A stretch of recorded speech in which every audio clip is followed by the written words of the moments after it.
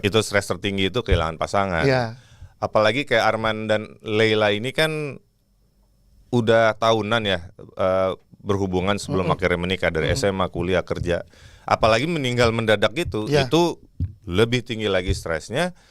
Akhirnya gue melihat, loh justru akan sangat, bukan bebas ya, cuma memang lo jangan berharap realistis lah sama orang yang berduka. Tapi karena pada dasarnya dia orang baik.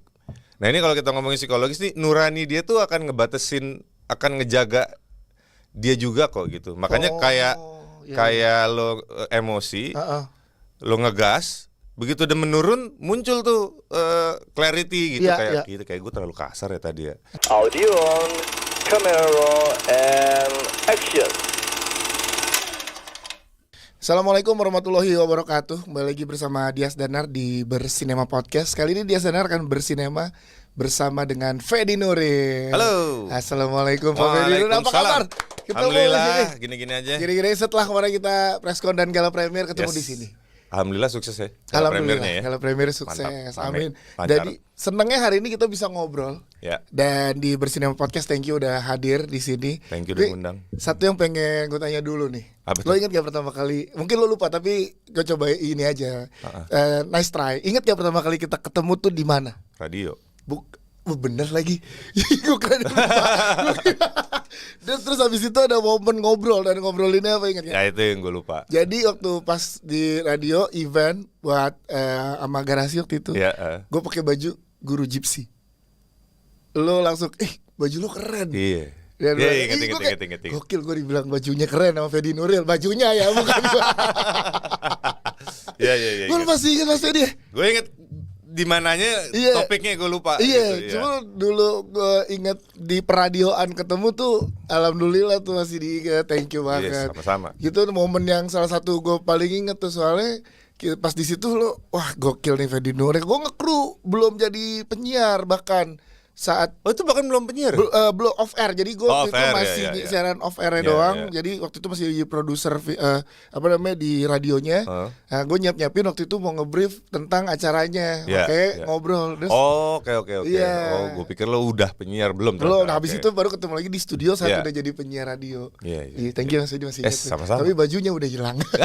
Sama. Jadi gue mau bawa. Tapi itu keren loh, itu one of a kind itu. Karena gue bilang dia dapet dari temen gue yang di Bandung. Karena waktu itu kayak nggak banyak yang produksi katanya ya.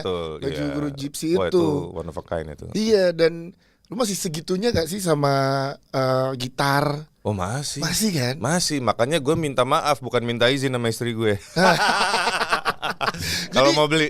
Jadi masih beli dalam frekuensi yang sering juga di sekarang. Sering, karena sebenarnya kalau ngomongin cita-cita ya, cita-cita gue tuh mau jadi musisi.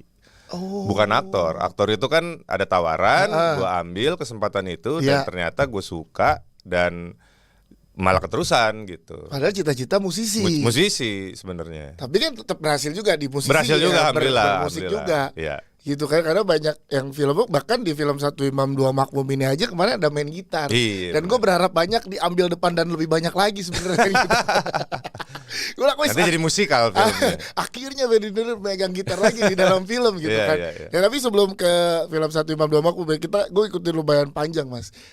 Salah satu yang paling berkesan dari gue adalah Mengejar Matahari, of course, karena itu jadi trademark anak-anak seusia gue waktu itu untuk gini pertemanan nih, berempat nih bisa berantem gara-gara hal-hal ini, gara-gara cewek. Gue berani ngeklaim itu film laki-laki pertama.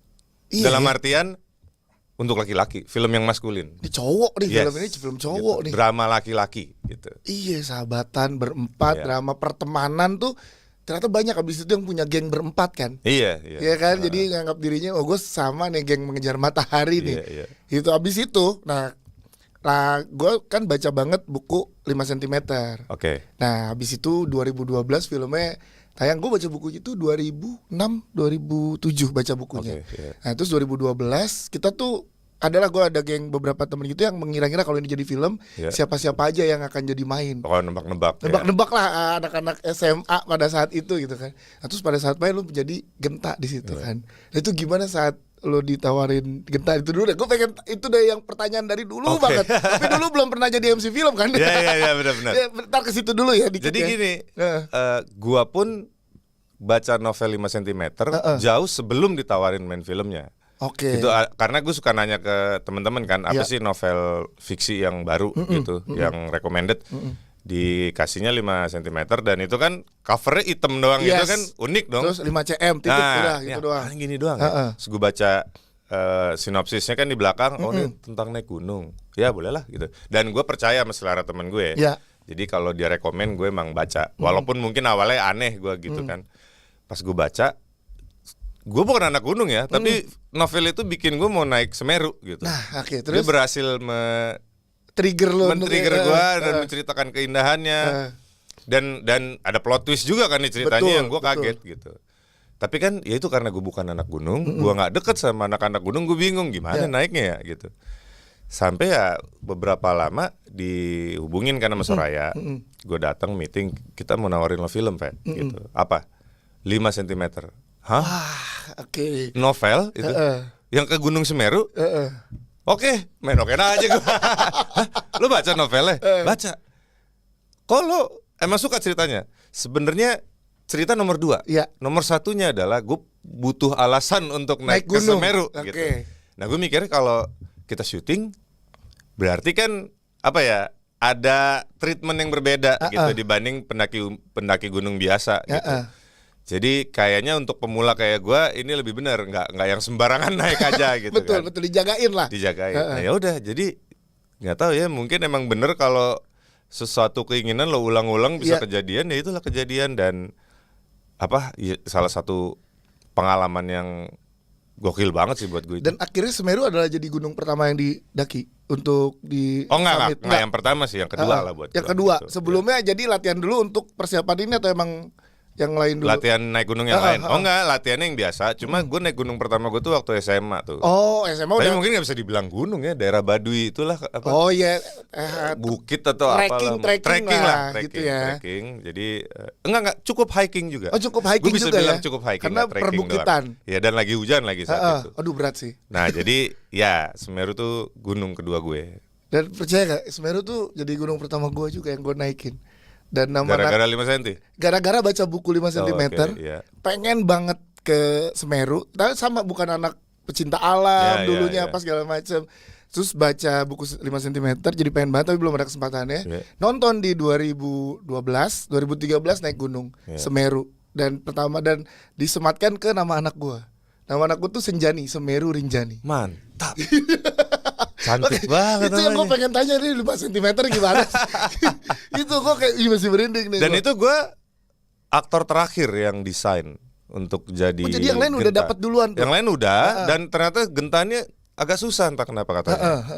Dan ya itu gue yang paling terakhir. Dan apa namanya, lucu sih, kayak Junot, Densu, Igor, Ralin, Pevita tuh ternyata mereka udah mulai reading duluan. Oh oke. Gentanya belum dapet nih. Iya.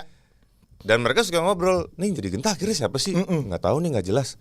Nah begitu akhirnya gue bilang iya, tapi gue belum ikut reading, itu kayaknya jadi tuh si Genta udah ketemu. Siapa? Kalau nggak salah si Densu bilang Freddy siapa ya gitu. Freddy. Terus si Igor film Freddy Ferdi masih salah juga. Kayak scene ini ya, kayak scene komedi ya. Makanya kira yang bener namanya. Ya walaupun Freddy dan Ferdi sebenarnya lebih umum ya. Iya.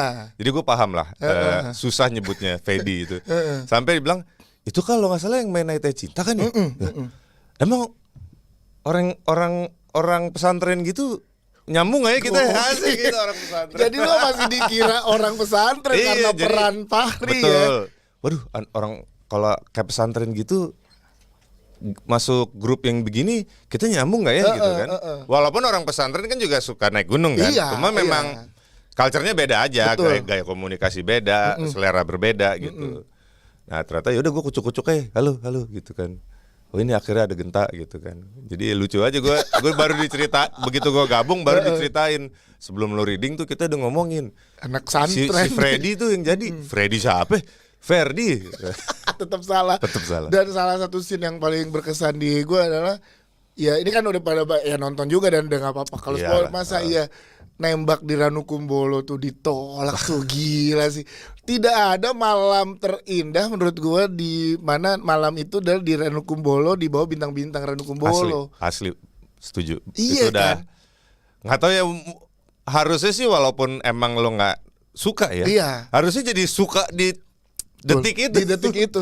Dan kan banyak cerita orang kayak lu ngelamar di mana Ranukumbolo, nembak di Ranukumbolo karena itu sakral gitu. Benar.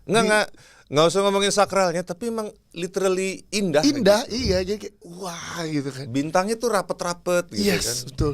Tapi bukan itu yang bikin gue kesel di Ranukumbolo. Jadi, bukan adegan itu. Apa? Gue kesel dan gue iri. Jadi Igor tuh istrinya ikut. Oke. Nah mereka setenda kan. Sialan. Ini udah indah banget. Iya. Dia sama bininya. Gue sama Densu sebelah gue. Asem. Besok paginya gue nanya. Gimana gue rasanya? Rasa apaan? Di Ranukumbolo. Rasanya bercinta di Ranukumbolo. Bercinta gimana? Lo belaga gak ngerti lagi. Oh enggak men, boro-boro bercinta. Orang tangan istri gue dingin kepegang badan gue aja gue yang jauh-jauh. Selimutan masing-masing. Jadi pakai sleeping bag juga. Jadi ternyata mereka nggak kepikiran untuk berhubungan suami istri karena segitu dinginnya kan. Iya. Padahal kan kalau body to body, skin to skin itu kan menciptakan kehangatan. Cuma ya gue iri atas momen itu. Iya, gue buang-buang waktu untuk ngiri karena mereka pun nggak kepikiran. Ini kadang kepikiran tapi memang romantis itu mengalahkan physical touch dan lain-lain sih sama lo duduk sebelah orang yang lo sayang ngelihat langit Ranukumbolo, aduh. Dan lagi ditutup terus nih kemarin baru. Iya udah 5 tahun. Kemarin baru dibuka bentar terus erupsi lagi. Dan itu sih menarik ya. Habis itu melekat banget tuh jadinya karena karakter di film 5 cm. Tapi kan sebelumnya yang melekat juga tadi bilang. Apa? Melekatnya adalah Fahri. Iya. Fahri itu menjadi kayak nempel terus di elu. Iya. Ibu-ibu, bahkan tadi gue sebelum kesini ngobrol sama mertua gue, aku mau ketemu Fedi, yang mana? Yang Fahri. Oh, yang Fahri. Langsung. Kamu jangan nanya yang aneh-aneh ya katanya gitu. Jangan nanya yang aneh-aneh. Itu di film. Oh iya. Itu di film. Di film. Walaupun gue sepakat. Jangan mencari inspirasi ya. Gitu. Nah, itu lo ngerasain hype-nya sampai dengan detik ini kan? Yes. Hype-nya. Lu nggak ngerasa sebagai aktor yang sebenarnya bisa punya keluasan untuk memilih peran, nggak cuman terpaku di peran itu, gimana sih melekatnya karakter sebagai suami yang poligami ini gitu? Ya memang plus minus sih. Plusnya kan Fahri ini yang membuat gua dikenal lah secara nasional gitu sama masyarakat, sama produser-produser. Yeah. Tapi memang setidaknya negatif buat gua ya, memang agak mengurung tawaran-tawaran yang masuk. Gitu loh. Produser menurut gua kurang atau nggak berani ngambil resiko ngasih gue peran yang cukup ekstrim gitu dari spektrum yang ujungnya lagi. Dan ya gue bisa mengerti ya, namanya juga bisnis. Jadi ya itu sih efeknya, plus minusnya ya itu menjadi timeless ya menurut gue filmnya dan nge-grab fans baru. Tapi di satu sisi juga produser cenderung hati-hati kalau bahkan gini, produser atau sutradara tuh yakin gue bisa meranin nih peran ekstrim ini. Cuma ya penontonnya saat kita ngomongin gitu bisnis, nggak tahu juga nih penontonnya seperti apa kan gitu. Padahal kan sebelum-sebelumnya di garasi, lo ngeband, terus difilmin, itu kan udah tebel banget. Ya lebih variatif kan sebelum gue Fahri. Iya, gitu. Variatif juga, jadi Mengejar Matahari gitu. Walaupun setelah film Ayat-Ayat Cinta dan juga 5 cm ada beberapa peran yang tidak selalu tentang suami yang poligami atau drama religi ya. Kayak Saya Syaiket tuh sebenarnya menarik kan, itu ringan, fun di situ. Terus Doyok Oto Ali Oncom juga gitu. Tapi memang nggak bisa dipungkiri itu jadi melekat ya. Iya, jadi brandingnya udah kuat banget gitu. Dan hampir semuanya kita jadi pengen tahu juga yang ada di sini. Jadinya itu jadi opsi pertama nggak kalau masuk? Oke, gue pengen ambilnya ini dulu karena udah nyaman juga. Opsi pertama maksudnya gimana? Untuk pilihan lo sebagai aktor mengambil peran. Opsi pertama adalah ambil drama religi dulu deh untuk gue. Oh, oke. Sebenarnya nggak bisa dibilang opsi. Tawaran yang datang tuh kita ngomongin karakternya ya. Karakternya banyak kemiripan gitu. Nah, dan akhirnya gue memang lebih fokus ke cerita sih. ceritanya ya, core ceritanya gitu, plotnya, subplotnya, dan bahkan gue nggak harus peran utama, supporting pun, tapi ceritanya kuat tuh gue masih nggak masalah gitu. Jadi memang tawaran yang masuk paling banyak drama religi, jadi gue tinggal memilih mana ceritanya yang paling lo suka gitu. Ya mungkin ada yang sama Fahri, ada yang beda, tapi gue lebih fokus ke cerita. Nah ini cerita yang jadi PR-nya adalah, nah dari awal terus sampai dengan lo bisa milih oke ini ceritanya dan lain-lain gitu, itu pengembangan apa ya kalau gue bisa milihnya, ngembangin dirinya gimana ya untuk dari ceritanya oke beda, tapi kan karakter yang di embannya itu punya kemiripan tuh Mas. Ya kemiripannya kan sebenarnya gini, kalau genre drama itu kan justru orang menuntut serealistis mungkin.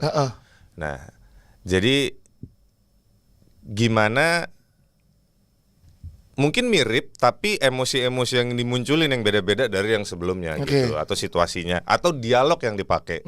Itu juga gua mencoba membedakannya di situ gitu. Gestur, dialognya, bahasanya, entah lo gue, aku, kamu, saya, Anda. Nah, gue cara ngebedainnya di situ sih gitu. Untuk lepas dari satu peran ke peran lain, lo coba mengisi dengan apa? Apakah di rumah bermusik lagi atau apa gitu untuk dari peran satu film drama ke drama lain? Karena gini kan melekat semuanya peran yang lo peranin dramanya gitu. Ya, jadi buat orang-orang yang mungkin belum segitu taunya tentang gue di rumah nggak kayak di film. Iya benar. Pasti nggak mungkin kayak Fahri terus. Gue sama teman-teman gue. Iya. Bahasa yang gue pakai, gestur gue, pola pikir gue itu nggak kayak di film. Jadi beda sebenarnya kalau dilihat gitu. Apalagi kan ini tayang saat satu Imam Dua Makmum udah tayang. Ya Arman tapi Fedi Nuril nggak kayak Arman. Nggak kayak Arman gitu. Di rumah nggak ada Fedi Nuril. Lo balik jemuran, lo nyuci, lo sapu gitu. Anak mandiin, gantiin popoknya ya selayaknya ya di luar kamera aja, di depan kamera itu ke karakternya. Nah, masuk rumah tuh siapa selebritas? Tidak ada selebritas. Tidak ada. Tetap sebagai tugas kepala rumah tangga. Betul, kepala rumah tangga, suami. Nah itu nggak ada embel-embel bintang apalah segala macam. Ya ada ya. Kembali. Tapi lu kangen nggak kalau ngomongin kangen nggak memerankan yang jauh dari yang lagi nempel sekarang? Nah kalau gue tuh walaupun gue mau memerankan karakter yang ekstrim, gue juga tetap mempertimbangkan logikanya. Jangan sekedar ekstrim aja. Dia punya alasan yang kuat nggak? Jadi kalau gue mau ditawarin peran antagonis, gue tuh maunya bukan hanya jahat, tapi dia punya motivasi yang ketika lo nonton, yang lo lakuin salah, yang lo lakuin jahat, tapi gue ngerti kenapa lo melakukan hal itu. Kayak gitu juga yang gue cari. Jadi nggak asal pembunuh, nggak asal bunuh-bunuh aja gitu. Lo kenapa sih bunuh-bunuhin orang ini? Alasannya apa? Alasannya apa? Itu yang gue mau juga ya. Jadi nggak asal ekstrim. Kemarin gue ngobrolin tentang film ini ke Mas Acut. Gue bilang, Mas, thank you lo udah bikin karakter Arman ini. Gue sebagai laki-laki happy karena tidak dibikin jahat.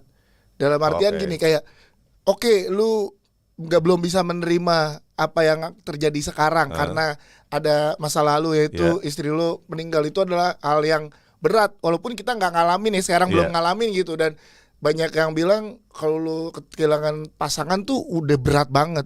Seberat itu dan stres tertinggi adalah kehilangan pasangan hidup ternyata gitu katanya.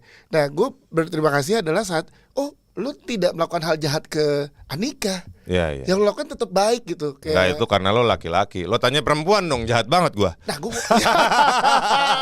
iya juga ya. Sudut pandang laki-laki. Maksudnya gini,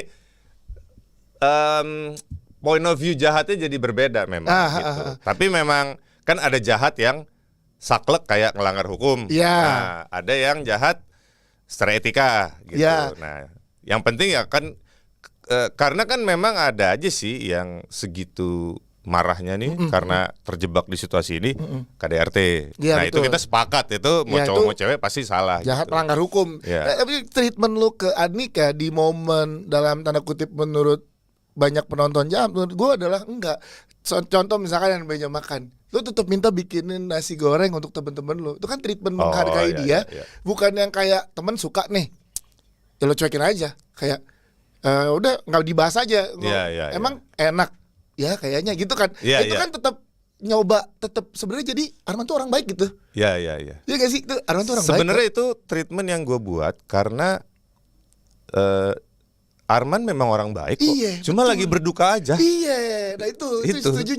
Dan jadinya pas melakukan Iya, itu nggak iya. jadi tiba-tiba jahat gitu, nggak Betul. ngelarang nggak ikut reuninya pun.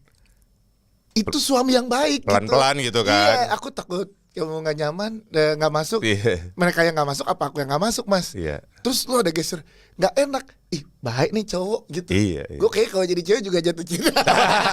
Ya itu maksudnya semoga yang nonton Satu Imam Dua Makmum Iya.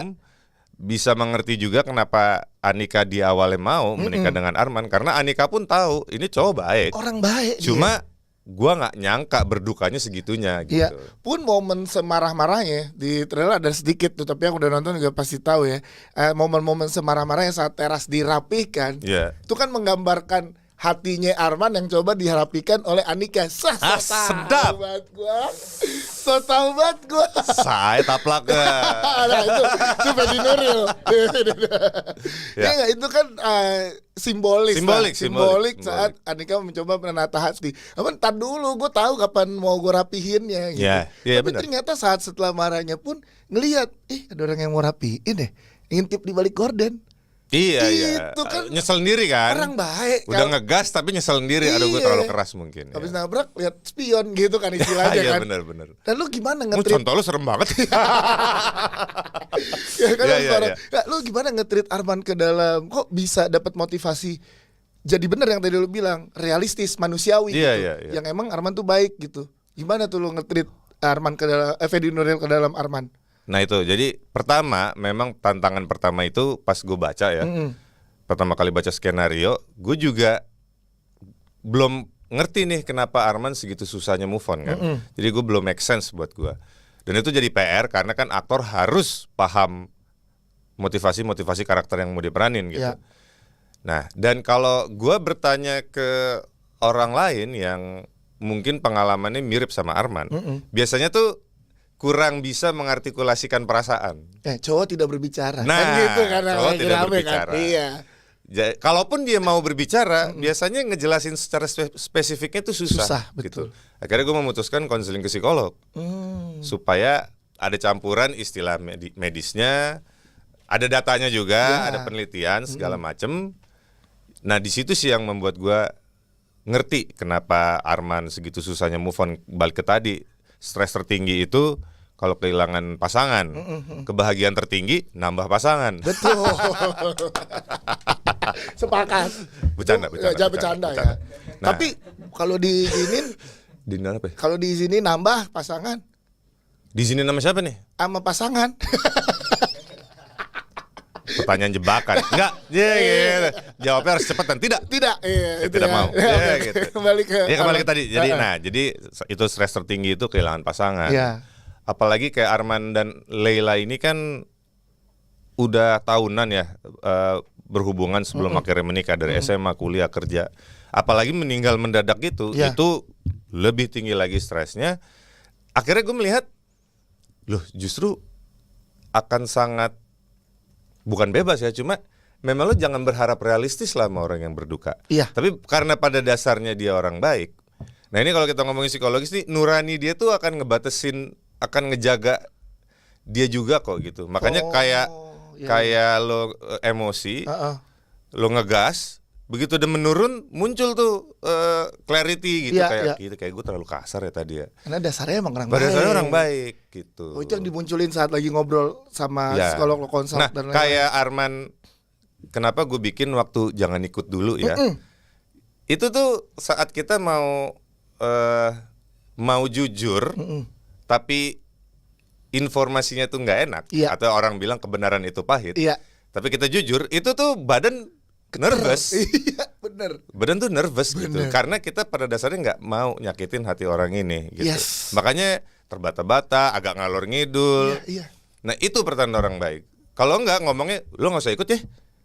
Ntar lo dibully atau gua nggak pengen ini. Ngomongnya lancar aja Betul. udah Atau, gitu. kenapa mas? Udah pokoknya kamu nurut aja apa kata suami. Iya. Kamu gak usah ikut, kan banyak yang gitu. Iya, iya. Dan Arman tidak melakukan itu soalnya. Iya. Karena dia pada dasarnya orang baik, tapi ada ketakutan, ada kekhawatiran dia menggantikan posisi Lela, jadi ngomongnya tuh emang berat, terbata-bata gitu, nggak lancar. Jadi bisa dimengerti tuh kalau misalkan kita yang belum nonton, coba nonton deh. Dan coba garu-garu kan sih. Nah, gitu. Karena rasa kayak ngomong apa ya gitu. Iya, kayak gini, kayak misalkan gue nggak jadi ambil contoh, kayak gue izin main bola pagi-pagi nggak enak sebenarnya pengen main, tapi gue tahu gue harus sama istri di waktu pagi karena kemarin seminggu sibuk kerja misalnya gitu. Kan itu kayak gak enak ninggalinnya, tapi pengen main bola gitu. Ya, kalau bisa nonton sama pasangan kalau menurut gua. Karena abis itu jadi bahan diskusi. Kalau salah satu dari kita meninggal, boleh nggak kita nikah lagi? Tahu nambah dulu tuh. Agak bercanda ya.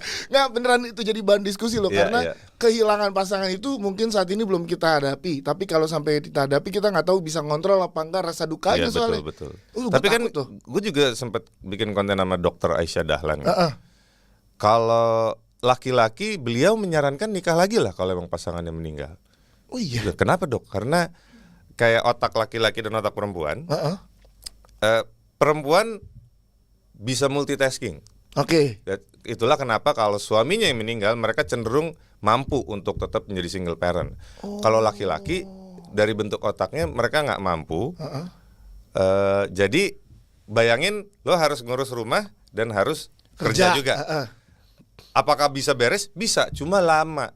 Kalau perempuan tuh dari pagi jam 12 sudah selesai tuh, misalnya yang memang ibu rumah tangga aja ya, dari masak, dari nyuci baju, jemput anak, tapi aman juga. Jam 12 selesai. Kalau laki tengah malam baru kelar karena satu-satu. Iya benar. Ini dulu gitu loh. Jadi memang karena tidak multitasking lah laki-laki, dan memang sebaiknya untuk menjaga maskulinitas laki-laki, dia yang memprovide buat keluarga, dia yang bekerja, menikah lagi lah gitu. Ini gitu. ada ini penelitian medis. Ada penelitian medisnya. Dan Dokter Aisyah juga ngomong ke Reva waktu itu. Jadi kalau saya menyarankan, diskusikan dari sekarang ke suami kamu, tapi kasih syarat. Kalau aku meninggal, kamu boleh nikah lagi. Tapi syaratnya aku yang milih calonnya. Bisa nggak pilihin dari sekarang? Backup ya. Tapi lo ngobrol gini nggak? Gue tadi juga cerita. Pernah ngobrol ini nggak ke istri? In real life ya. Kalau duluan siapa yang meninggal? Belum ya. Gue juga belum. Tapi kalau waktu itu gue menyarankannya ke istri gue gini. Kalau gue ngomongin cuma gini, gue nggak nanya, kalau dia nggak nanya balik. Tapi kalau gue meninggal duluan, karena secara umur lumayan jauh, beda 7-8 tahun gitu. Kalau gue meninggal duluan, gue tanya, lu mau menikah lagi apa enggak? Tergantung, kata dia. Kalau nanti pada perjalanan sebagai suami istrinya adalah ya ini adalah suami yang baik, taat, ya hitungannya taat lah gitu ya. Suami yang baik lah. Iya, karena kalau pengen ketemu lagi di surga tuh istri katanya nggak boleh nikah lagi. Supaya ketemu sama suami terakhirnya bersama gitu. Kalau nikah lagi ketemu sama yang terakhir ya, katanya gitu kan. Kalau kata Dokter Aisyah nggak gitu. Beliau kan ustazah juga. Kalau yang perempuan bisa milih. Bisa milih ya? Bisa milih mau yang ketemu yang mana gitu. Bisa milih hari ini yang itu, besok yang mau ini. Berarti yang nggak tahu ya, gue sih mikirnya kalau katanya surga itu apa ya, kenikmatan. Gue nggak mikirin gue mau ketemu yang mana ya. Betul. Gitu loh. Iya. Makanya kita dikasih pilihan nih pada saat di dunia. Iya gitu kan. Jadi ya sudahlah. Kalau everything good, ya sudah jalanin aja sih. Tapi ternyata penting ya ngomongin siapa kematian, maksudnya ke pasangan kayaknya ya. Menurut tuh penting gak mas? Siapa dulu? Iya itu kan penting nggak penting tergantung momennya sih. Iya ya. Iya. Maksudnya itu pembicaraan yang cukup deep ya. Betul. Jadi memang nggak boleh lagi nonton. Kamu kalau ini kan itu kayaknya harus emang kita ngobrol yang deep. Betul. Kita cari momen apakah mood kamu lagi baik atau enggak. Nah gitu. Menurut gue sih itu. Tapi hal yang nggak apa-apa kalau diobrolin ya. Ini memang harus, bukan harus, tapi kayaknya itu boleh lah jadi bahan pembicaraan. Karena kan kita nggak tahu. Ya menurut gue memang bisa bertanya dulu lah setidaknya. Mungkin menurut lo penting, menurut pasangan nggak penting. Aku mau ngajak ngobrol kamu soal ini nih, soal kalau meninggal nikah lagi nggak? Nah itu kamu mau membahas itu atau tidak? Menurut gue penting juga untuk ditanyain sih. Kalau menurut dia enggak kok nggak mau. Ya males, aku balas. Ya udah. Males bahas itu. Ya udah gitu. Kita lihat ntar gimana dan lain-lain ya. Karena jarang yang mengcapture kehilangan istri kan di sebuah film. Betul. Ya kan, yang mengcapture kehilangan suami mungkin lebih banyak gitu. Yeah. Dan lo seingat gue Ayat Ayat Cinta juga kehilangan istri momennya kan. Iya. Ya kan, kehilangan istri. Makanya abis itu ngobrol sama Mia kalau nggak salah atau sama siapa ya, Ayat Ayat Cinta tuh Fahri nggak salah. Ya bedanya kalau di Ayat Ayat Cinta kan terakhir ya kehilangan. Nah ini kan yang membuat gue juga tertarik Satu Imam Dua Makmum kan itu salah satu plotnya ya. Iya. Nah dan di masyarakat kan pasti yang terkenal itu laki-laki kalau istrinya meninggal mana kuat sendirian lama-lama, pasti nikah lagi. Iya. Makam istrinya belum kering udah nikah lagi gitu kan. Betul. Makanya gue waktu pertama kali baca emang mungkin ya ada laki-laki seperti Arman ini gitu bisa segitu susahnya move on. Karena yang terkenal di gue ya istilah-istilah tadi. Iya. Makanya gue pas konseling dan ternyata itu secara saintifik atau secara psikologis mungkin. Ya itu gue semakin tertarik dan gue masukin secara subtle lah informasi-informasi dari psikolog itu yang gue langsung ajak duduk Mbak Rati, Mbak Kay, diskusi. Diskusi terlalu halus sih, berdebat sih. Berdebat. Replacekan ya.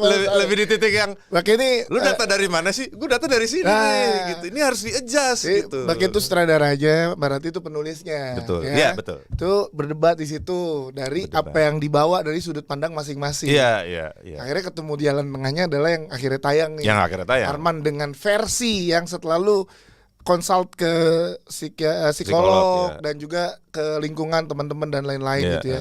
Karena memang jadi boleh laki-laki berduka begini, boleh kan? Boleh. Dan sebaiknya berdukalah. Kita kan, gue nggak tahu ya, lu ikut ngerasain besar dengan cowok nggak boleh nangis, nggak boleh cengeng. Ada momen. Ada momen itu. Iya. Nah oke. Dan itu sebenarnya nggak baik. Iya. Gitu loh. Karena society menjudge menangis itu tanda kelemahan. Ternyata enggak. Orang yang nyaman untuk menangis itu kuat dia justru. Karena setelah menangis udah lega gitu kan. Iya. Nah, jadi berduka itu justru harus berduka, jangan denial. Rasain dulu, tapi jangan terlalu tenggelam dalam dukanya gitu. Enggak ya. juga. Kalau benar-benar di all outin sesegera mungkin, ya akan mudah-mudahan lebih cepat gitu ya. Iya. Kalau ditahan-tahan dikit-dikit, ditahan-tahan, atau nunggu sendiri dulu baru itu ya memperlambat gitu loh. Jadi berduka itu harus sih justru supaya bisa masuk ke level acceptance itu. Karena masuk akalnya tindakan Arman adalah pemilihan untuk menikah lagi tuh jadi masuk akal karena faktor ibunya kan. Ya ibunya Iya, ini nggak tahu, kayaknya nggak spoiler sih. Ibu yang meninggal kan ada di trailer. Jadi ibu yang meninggal jadi harus menikah di momen itu gitu. Ini kan masuk akal gitu, bukan keputusannya Arman. Ibu gitu. loh yang minta. Ibu dan laki-laki walaupun udah menikah tetap ibu kan. Betul. Ibu kecuali istri. Kalau istri anak perempuan saat udah menikah suami dulu nih. Iya. Gitu dan kan? laki-laki akan cenderung nurut sama ibunya. Karena secara psikologis ibu itu punya superpower ke anak laki-laki. Betul. Yang kalau disalahgunakan Iya. bisa untuk disuruh macam-macam. Iya. Nah, itu juga sih yang kita ambil supaya ada alasan yang kuat kenapa Arman tetap nikahin Anika. Kan bisa nolak tuh gitu. Tapi ya ini kan permintaan ibunya. Permintaan ibu. Wah, ini sih gokil sih. Ternyata dia yang ngebahas tentang satu karakter. Dan lu melakukan ini di setiap film lo gak Mas? Atau iya. mulai di film apa lo melakukan riset sedalam itu? Atau dari awal? Enggak, dari awal kan belum paham banget ya. Bisa dibilang sedalam itu di film Surga yang Tak Dirindukan. Surga yang Tak Dirindukan. Dan kenapa? Ya, kenapa? Gue baca waktu lagi persiapan itu gue baca bukunya The Dark Knight Trilogy Nolan. Punya Mas Rizal Mantovani itu. Iya. Dan Mas Rizal kan ini banget ya, Superman dan Batman banget. Mas, gue pinjem baca menarik nih, gue baca-baca. Nah di situ ada satu bagian yang nyeritain kalau ini yang Batman Begins udah mau syuting nih. Iya. Tiba-tiba Nolan ingat sesuatu dan disuruh stop dulu semuanya. Dia bilang gini, Bruce Wayne kan kaya ya, kaya banget. Ngapain sih dia repot-repot keliling dunia belajar ilmu? Terus pakai baju Batman untuk melawan penjahat. Kenapa nggak bayar aja? Polisi kayak tentara bayaran kayak abis ini penjahat semua. Logis nggak pertanyaannya menurut lo? Logis. Logis iya, kan? Iya. Oh iya juga ya. Gitu. Kok kita malah buat dia kita malah belum dapat jawaban itu ya. Terus mereka buka-buka lagi nih komiknya. Sampai akhirnya dia nemu jawabannya adalah Bruce Wayne itu manusia, semua orang tahu dan kita tahu cara menghentikannya. Cari orangnya, ya entah dibunuh kayak atau apa, stop aliran dana ke tentara atau polisi untuk menghabiskan penjahat, stop. Nah, cuma sebagai Batman, orang tuh nggak tahu ini orang siapa, kita cari dia di mana, jadi nyetop dia lebih susah. Oh, gitu. Alasannya itu. Nah, semenjak itu, buset ini kita ngomongin Batman ya, tokoh fiksi. Yang nggak bisa dibilang superhero ya, dia nggak punya kekuatan super, dia memang paling realistis. Di situ gue mulai mempelajari dasar-dasar penulisan skenario untuk gue paham. Surga yang tadi rindukan tuh di momen tapi itu. belum gue terapin di surga yang tadi rindukan karena itu udah mau jalan. Tapi momennya bersamaan dengan itu. Gue mulai mempelajari dasar-dasar penulisan skenario supaya gue paham penulis tuh bikin karakter seperti apa sih, atau nentuin dari ditentuin premisnya terus baru dibuat ke cerita itu seperti apa sih. Ya. Karena yang memang aktor tuh harus suka atau nggak suka ceritanya mungkin nomor sekian ya, cuma lo harus ngerti karakter lo kenapa ceritanya begini dan kenapa karakter lo begini. Karena karakter ini kebentuk dari pola lo dari lahir sampai dengan di titik itu gitu, dan itu lo pelajari dan lo cari dan riset gitu. Dan gue sangat sangat menyukai proses riset itu, mencari motivasi itu gue sangat suka. Makanya tiap reading gue minta maaf dulu di depan ke orang-orang yang gue belum pernah syuting bareng. Bilang maaf ya, gue sangat menikmati proses pendalaman ini. Maka dari itu gue akan nanya banyak pertanyaan. Jadi mungkin gue bisa jadi menyebalkan atau memboringkan karena nanya mulu nih orang gitu. So gue minta maaf di depan. Oh ya nggak apa-apa. Awal-awal oh ya nggak apa-apa, bagus dong. Ya kan? Dong, seminggu kemudian mulai yang nanya mulu. Bahkan itu yang setio sama Mbak Kay sama Mbak Rati di set ya? Yes. Di set kan? Di set. Waktu di set nggak ada Mbak Rati, cuma Mbak Kay. Tapi di set masih ada obrolan itu kan? Iya, dan itu memang sebenarnya itu tidak bagus sih. Iya. Memang perdebatan apapun soal kreatif sebaiknya di reading ya, diselesaikan. Jadi di set, cuma waktu itu memang waktu readingnya buat gue masih kurang panjang dan belum kebahas semua. Makanya yang di preskon ngebahas soal berdebat di set baru sempet di situ. Baru sempet hanya bukan masalah di set belum apa gimana, tapi emang belum sempat dibahas aja di momen belum sempat dibahas mendalam. Makanya harus kebahas di set itu. Harus kebahas di set itu. Dan ya sekali lagi itu tidak baik untuk dilakukan. Bereskan di reading. Jadi makanya minta maaf ke semua kru dan nunggu. Ya, tapi penting nggak untuk semua aktor harusnya melakukan itu untuk setiap karakter. Jadi dia benar-benar paham betul. Jadi keputusan atau tindakan yang diambil oleh setiap karakter itu jadi beralasan karena pola yang dibikin sama aktor tersebut terhadap karakternya itu udah matang gitu. Aktor wajib paham karakternya, motivasi-motivasi kenapanya itu dia wajib tahu. Metodenya bisa beda-beda. Kebetulan saya juga cukup perfeksionis ya, jadi cenderung lebih lama dibanding yang lain. Karena nggak semua karakter udah pernah kita alami kan sebagai aktor kan. Iya, ya gue kan alhamdulillah nggak ada pengalaman jadi duda ya. Nah, jadi lebih PR gitu. Nggak ada gitu. Iya, jadi gitu. PR-nya parah banget gitu kan. Jadi makanya harus riset. Tapi tadi sedikit ngomongin tentang surga yang tadi rindukan ya. Gue lupa satu apa yang dua yang syuting di Edinburgh. Budapest yang kedua. Budapest yang kedua ya. Yang Edinburgh tuh film apa ya? Ayat Cinta 2. Ayat Cinta. Nah, Ayat Cinta 2 nih Edinburgh. Kemarin gue ke Edinburgh bulan Mei. Serius loh? Iya. Mantap. Ayat Cinta nih tapi sendiri. Kok sendiri? Iya sendiri lagi abis nonton bola. Oh, iya, di Liverpool terus mampir. Jadi gue berasa Fahri tapi sendiri aja. Gak ada pasangan. Ih, sayang banget. Iya sih sebenarnya tapi mahal kalau berdua. Iya. Kembali ke satu Imam tadi ini yang doang kepikiran dikit karena ada momen-momen yang gue inget gitu pasti. Iya. Nah, ini pentingnya si gue ngelihat si yang dipesan apa yang disampaikan satu Imam dua Makmum. Kalau misalnya gue pengen tahu ya Arman dengan segala macam keputusannya, kalau ibunya tidak menyarankan, kira-kira akan berapa lama berdukai dan apakah kepikiran untuk menikah lagi? Kalau ibunya nggak menyarankan nih, karena ada Anika yang memang gue kalau misalkan ada di posisi Arman, Anika nggak ada yang ngurus, pahala nih buat gue yang ngurus. Sendiri nih di sini. Lo sama aja kayak Irgi, Tommy gitu. Ya, kalau lo nggak mau gue aja dah gitu kan. Nah, Arman tuh akan bertindak. Gue pengen tahu kalau ini gitu kan. Kalau ibunya tidak meminta, jadi di film itu dan ada titik di mana sebenarnya inilah yang orang sedang berduka itu butuhkan supaya bisa meringankan atau mempercepat berdukanya.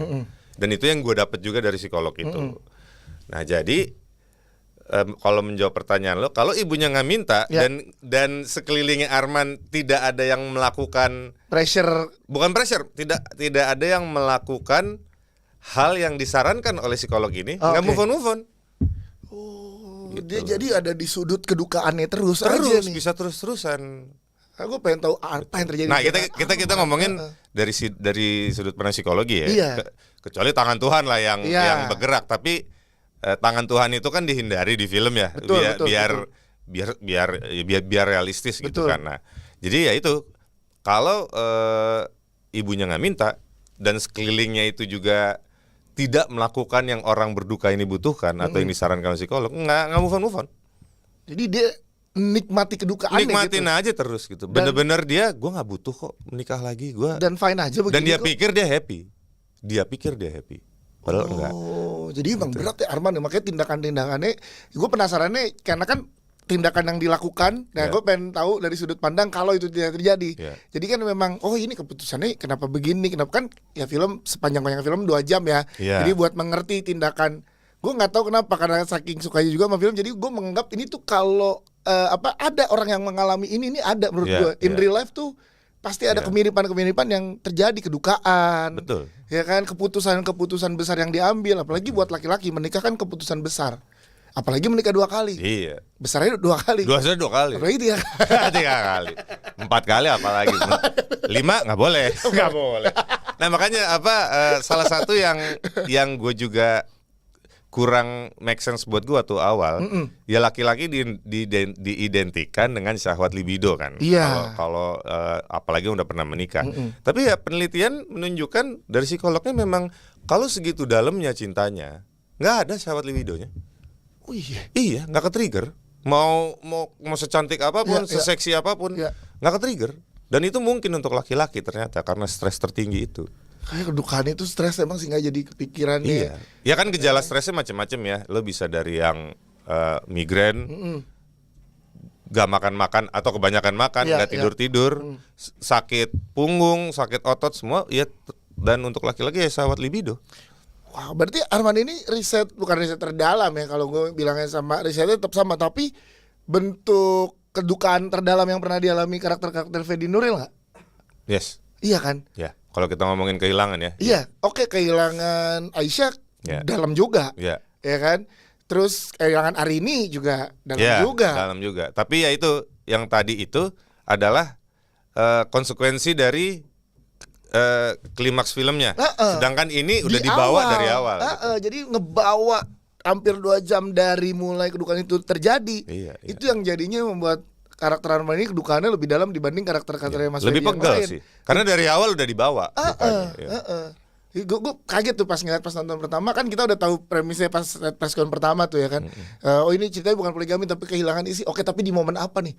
Udah hilang dari awal. Udah hilang. Iya. Gitu gue kayak gimana nih? Enak ngehooknya tuh. Enak gitu beralasannya di situ. Terus berarti ada rasa penasaran lagi nggak dari Fedi Nuril? Apalagi kan udah lengkap dari segala macam kehilangan dan kedukaan. Karakter apa lagi tuh ke depan yang membuat lo kayak, oke, gue pengen nih nyoba explore di karakter yang ini. Jadi semakin lo mempelajari psikologi atau perilaku manusia ya, banyak banget lo yang belum ke ekspor. Iya ya. Jadi genre drama tuh menurut gue masih banyak sekali karena kalau kita ngomongin otak ya, itu salah satu benda paling misterius di alam semesta. Iya, betul. Alam semesta. Gitu. Iya. Jadi gak selesai sebenarnya kita mau ngulik emosi aja nih dari senang, takut, bahagia, marah, sedih, itu masih dipecah lagi kan? Iya, betul. Gue sempat baca tuh yang lingkaran. Ya, yang lingkaran itu. Jadi kepecah 1, kepecah 4, kepecah 6 gitu lagi. Apalagi kalau ngomongin dark side, let's say kita paling simpel pakai 7 Deadly Sins. Iya. Tapi sebenarnya masih lebih banyak lagi. Itu nggak kelar-kelar loh kalau dieksplor sebenarnya. Dari yang wheel itu atau roda itu, pilih satu tema untuk satu film ini banyak ya. Banyak. Makanya nggak akan selesai kalau ngomongin tentang manusianya sebenarnya. Sebenarnya iya gitu. Makanya gue paling suka memang genre drama karena sebenarnya perilaku manusia itu kompleks banget dan bisa nggak habis-habis gitu. Lautan tanpa tepi. Wih, lautan tanpa tepi tuh. Mana lu paham nggak, Jis? Lautan tanpa tepi, Jis. Karena gue sih diskusi sama lawan main. Kita pengennya selalu punya pacing yang sama kan. Betul. Dengan lawan main kita kan. Ini di Satu Imam gimana dengan Manda? Nah, Manda adalah salah satu lawan main yang gue suka karena dia juga all out. Dia profesional, dia disiplin, dan yang membantu dia tuh kata dia sih papahnya itu mirip Arman. Kehilangan ibunya. Karena kehilangan istrinya waktu COVID kemarin. Gitu. Jadi ada momen yang mirip. Iya, jadi untuk diskusi mendalam tuh nyambung banget karena dia first hand banget ya. Iya. Ya, gua kan harus konseling, dia ada banget orang contoh di depannya gitu loh. Jadi dia bukan bisa, tapi dia tahu gimana how to handle orang yang lagi berduka kehilangan pasangannya. Betul. Ya. Jadi dia kan suka ditanya juga tuh, Manda kalau ketemu orang kayak Arman gimana? Ya gue cabut lah, masalah gue udah banyak ditambah-tambahin. Tapi gue bisa ngerti kenapa Arman begitu, karena ya ada contoh bapaknya. Nggak jauh gitu jadinya dia. That's why kalau gue pribadi sih merasa chemistry yang kita bangun berhasil karena gua dengan informasi yang gua dapat dan dia dengan pengalaman orang terdekatnya banget gitu. Ini sih, lu kan udah bertahun-tahun Mas ada di industri, terus apalagi dengan peran yang sangat melekat ini gitu, yang memang mau gimana pun susah untuk kayak orang nggak lepas, tapi emang pasti terkait-kaitkan. Lu nggak mau sekalian entah produser atau sutradara untuk lebih ngedalemin, yaudah ditebelin lagi aja nih. Karena yang tadi lo bilang kan masih banyak lapisan-lapisan drama yang bisa diulik gitu. Lo gak mau ada di situ sekalian? Belum, kalau produser gue belum siap disuruh megang 20 miliar. 20 miliar. Amin. Sutradara, nah gini ya, gue ngelihat sutradara tuh berat sekali ya. Dari awal sampai habis tuh gak tahu, gue nggak tertarik ngikutin semua prosesnya. Gitu loh. Tapi keaktorannya yang walaupun kita kalau sebagai orang awam melihatnya seribet itu, lo menikmati. Tapi menurut gue tetap tidak sebanyak sutradara responsibility-nya gitu. Iya sih. Itu. Nah, tapi ya itu gue aja. Kalau ditanya tertarik, tidak segitu tertariknya, karena gue lihat yang harus dipikirin banyak, dan gue nggak tertarik mikirin yang lain. Gue justru tertarik penulisan. Oh, justru ke penulisan ya? Oke. Nah, ya begitu gue mempelajari dasar-dasar penulisan itu sangat berpengaruh ke acting gue juga jadinya.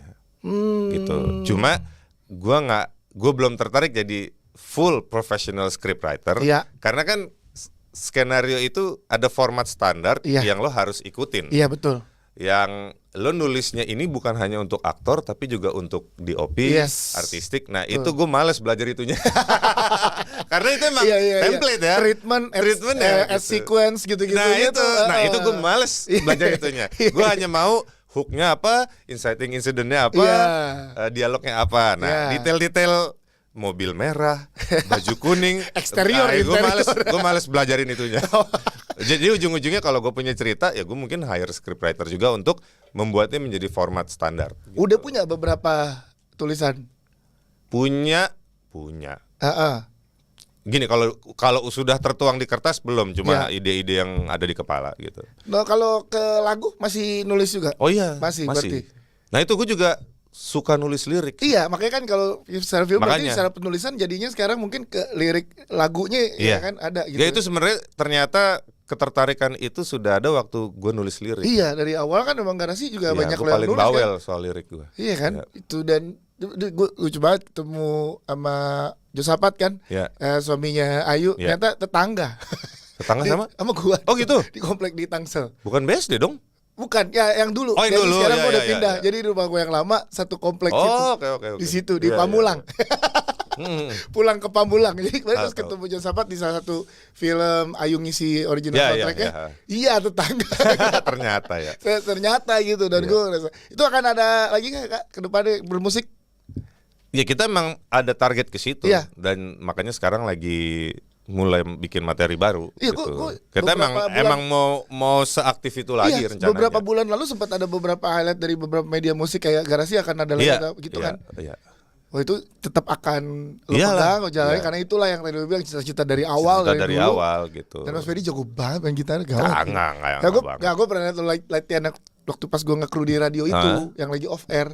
Set semua lagi pada cek sound pas segala macem. Mas Ferdi ngecekin gak cuman line gitar lo, tapi lo ngecekin semua sampai ke atas. Gue lupa venue-nya di mana. Tapi gue karena kru gue datang dari siang dari cek sound. Dan lu tuh ngurusin semuanya, Mas. Sebenarnya nggak harus ya, cuma emang gue ya itu balik ke perfeksionis gue tadi. Gue ngecekin udah yakin, padahal kan ada kru. Iya, tapi pengen tahu aja. Seperfeksionis itu Ferdi Nuril tuh. Lupa gue ngobrol sama siapa, Mas Iwan Tanjung kalau nggak salah pada saat itu bilang Ferdi memang seperfeksionis itu. Jadi ngurusin, makanya di film itu pun masih terbawa karena emang Ferdi Nuril lo emang perfeksionis ya. Si 1 Imam 2 Makmum ini salah satunya hasil dari perfeksionisnya Ferdi Nuril mengulik karakter Arman dan akhirnya gue yakin deh suami-suami cowok-cowok yang nonton lo support Arman. Amin. Ya. Kok gue istri juga harusnya. Istri juga. Setidaknya ini sih bisa lebih paham kalau misalnya nih teman-teman nih di kehidupan nyata memang lagi ada yang berduka. Iya. Gitu. Iya, sebaiknya apa kita gimana sih sebenarnya ke orang berduka kayak men-treatmentnya gitu. Gile, oke, menarik nih. Gue berdoa sih, tapi jangan lupa ya, ini filmnya udah tayang, saat ini tayang, filmnya udah tayang. Karena lagi tayang. Kita lagi ngobrol ini hari pertama tayang. Dan kita tunggu apakah kita nantikan ya, apakah nambah nanti 1 Imam 3 Makmum. Karena biar lengkap kan. Ya, masih banyak slotnya ya. Masih banyak. Masih ada. Karena slotnya. Kan is one is two istri. Ya gitu. Aduh. Ini selalu menarik kalau bahas akhirnya Mas Ferdi, thank you banget ya. Sama-sama, thank you banget. Ini Bersinema Podcast ini adalah podcast yang gak apa-apa kalau tamunya berulang. Yang penting, yang penting selama tamunya mau dan apalagi guanya pengen banget ngulik lebih banyak gitu. Iya, lo kan sering sekali nge-MC presscon atau gala premier kan. Dan lo bilang podcast ini kan karena lo tuh ada pertanyaan, cuma nggak bisa lo tanya. Jadi gue kebayang banyak sekali sih pertanyaan lo. Makanya kita sejam gitu kemarin sama Iqbal tuh 1,5 jam gitu ngobrol. Jadi ya udah ngobrol aja. Soalnya kalau banyak nanya di presscon diomelin Mia nanti. Betul. Udah. Gini-gini mulu gitu. Door gitu. stop. Belum ganti baju. Iya, lo jangan pamer jam baru gitu kan. Pemain aku belum ganti baju kayak. Thank you Mas Ferdi. Thank you. Gue tunggu semoga karya-karya berikutnya juga tetap mengesankan dan juga tetap memberi pesan buat teman-teman penonton. Pertama banyak orang termasuk gue yang mengikuti dari awal setiap karakter-karakter yang lo emban tuh delivernya keren banget. Dan ada isu paling ramai di Twitter. Apa tuh? 5CM mau dipanjangin tuh, yang Aku Kamu dan Bintang-Bintang itu. Kan ada novel udah ada. Mau dipanjangin? 10 cm gitu. Lucu banget. Jadi 10 cm. Yang kedua kan artinya ada itu, gue nggak tahu tuh apakah, gue belum baca novelnya juga sih, jadi Mas Doni tuh. Yang gue lupa settingnya di mana. Aku Kamu dan Bintang-Bintang atau apa gitu. Aku Kamu dan Samudra apa sih? Iya, Samudra. Iya gitu, ada Samudra. Ada Samudra, ada bintang-bintang gitu ya pokoknya. Lebih tebal dari yang pertama, jadi butuh lebih tenaga dan kesabaran untuk bacanya. Lebih bahas lagi. Ada plan naik gunung dalam waktu dekat nggak? Tidak ya, kan saya udah kepala 4 gitu. Kecuali memang syuting, oke lah. Oke, kalau syuting di gunung ini jadi nggak apa-apa ya. Gak tahu juga sih. Maksudnya gini, naik Gunung Semeru adalah syuting di Gunung Semeru adalah salah satu pengalaman hidup gue yang gak akan terlupakan. Betul. Tapi bukan berarti itu menyenangkan dan tidak membahayakan loh. Bener. Semeru bahaya banget. Gila, kita dikasih safety-nya kan gini, setiap pendakian gunung, gue kebetulan udah beberapa gunung Mas, gue happy banget naik gunung kayak nemuin diri gue gitu. Jadi setiap pendakian gunung itu adalah lo sama aja untuk lo pamitan ke orang-orang tersayang lo. Iya sih sebenarnya. Karena lo nggak tahu apa yang terjadi di sana. Apalagi di Semeru tuh ada blank 75 tuh, jadi kayak yang lo kalau hilang udah fokus goodbye. Dikit selesai gitu. Gak akan dicari juga kan sama tim SAR karena bahaya nyari ke situ. Iya, gitu. Oke, sampai ketemu di layar bioskop untuk 1 Imam 2 Makmum. Thank you. Udah tayang di tanggal 16 dan sekarang lagi tayang, jadi buruan ramein. Nonton sama pasangan lo, calon pasangan lo. Jadi, apalagi calon pasangan yang mungkin suasana hatinya kayak Arman gitu. Betul. Nah, kayaknya ada move on. Susah gitu. move on. Terus kayaknya dari roman-romannya gampang nikah lagi kalau udah nikah. Kalau mau kenapa-napa nih, lu ajak supaya nih berduka dulu lah kayak Arman. Iya, gitu. Berduka dulu lah, nikmatin dukanya. Iya, berarti gitu. Sekarang dalam hati Arman ada 2 ya. Di dalam hati tetap ada Laila dan Anika. Ya nonton dong filmnya.